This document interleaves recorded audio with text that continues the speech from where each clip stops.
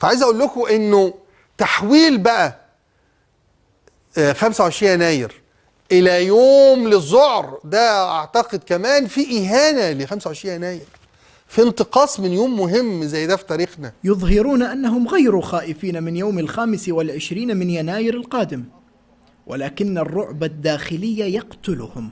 لكن في جزء كبير مقموص واخد على خاطره. احنا زعلناه بتصرفات البعض للاسف بيستسيخها، مش عارف يستسيخها ازاي، مش عارف. النتيجه دلوقتي ان انت داخل بقى عندك لسته عندها مشكله وتتمنى ان تزول.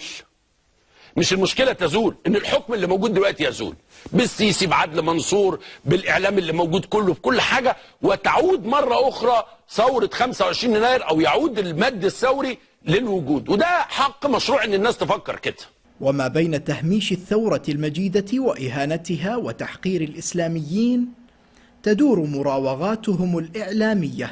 يقول 25 يناير كانت ثورة، تقولوا له أنت جندي وعميل رسمي للمخابرات الأمريكية. يعني احنا مالناش دعوه ب 25 يناير، احنا ما نزلناش في 25 يناير، احنا ما حرقناش الاقسام وما نزلناش يعني ولا ضدها ولا معاها. ليه عمالين تتكلموا؟ احنا في حاجه اسمها ثوره 30 يونيو، ليه الاعلام كل شويه دلوقتي 25 يناير؟ يعني انتوا خدتوا اللي انتوا عايزينه مننا ونزلتونا الاستفتاء ونزلتونا 30 يونيو، دلوقتي عمالين تجيبوا لنا وجوه 25 يناير تاني.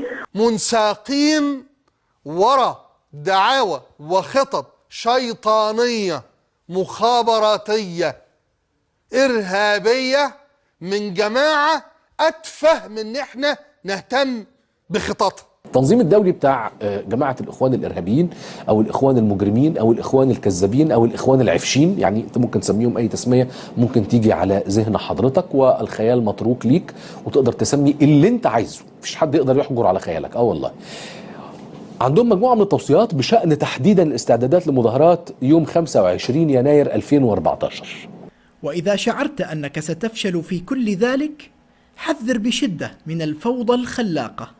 ويوم 25 يناير هيعلنوا عن جيش مصر الحر، وهيدخلوه عن طريق ليبيا والسودان، وهيعملوا ميليشيات، وعايزين يعملوا نفس التجربة السورية، وبعد كده هيعلنوا الحظر على مصر، وهيليها بعد ذلك ضربات جوية للقضاء على النقاط الحصينة للجيش. هيعملوا ايه تاني؟ اقتحام وزارة الداخلية، اقتحام وزارة الداخلية ومواقع الشرطة بالكامل، وانه معاهم افراد مدربين من حركة حماس الارهابية، مدربين من حماس ومنهم كمان، ودول اللي هيكونوا في مقدمة الاقتحام، وهيكون في الخلف فريق من الكشافة هيتابع المشهد. إعلاميو مبارك يتمسحون كما التماسيح، ولكن هل تنطلي على أي عاقل دموع التماسيح؟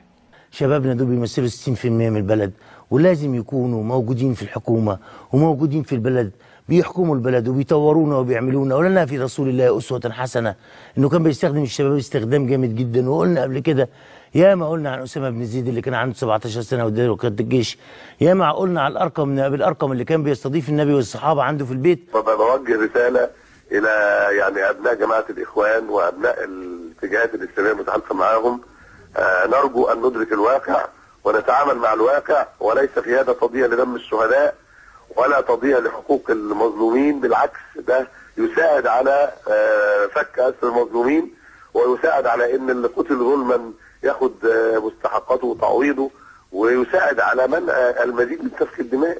بعد كل هذا الرعب الذي يعيشه كل الانقلابيين وإعلامهم الكاذب، بات على الثوار أن يلملموا صفوفهم ويحافظوا على ثورتهم، بل ويحققوا أهدافها بسلمية.